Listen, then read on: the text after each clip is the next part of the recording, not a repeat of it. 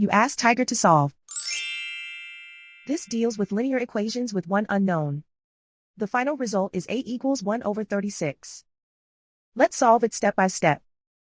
Group all constants on the right side of the equation. Add 1 over 4 to both sides. Combine the fractions. Combine the numerators. Reduce the zero numerator. Simplify the arithmetic.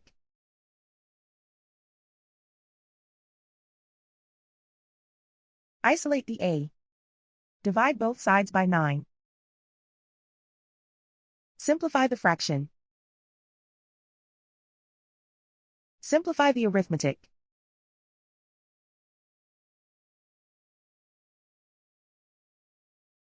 And so the final result is a equals 1 over 36.